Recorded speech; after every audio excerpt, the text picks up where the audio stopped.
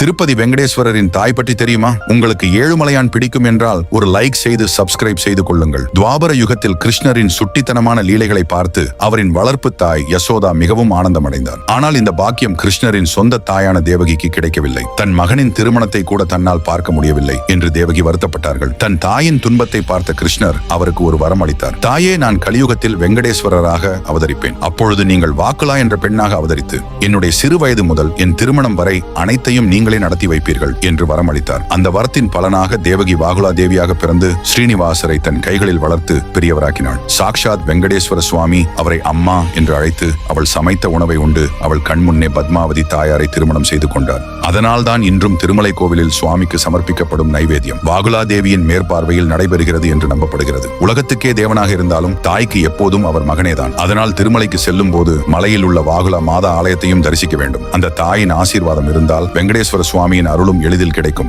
ஓம் கோவிந்தா என்று கமெண்ட் செய்யுங்கள்.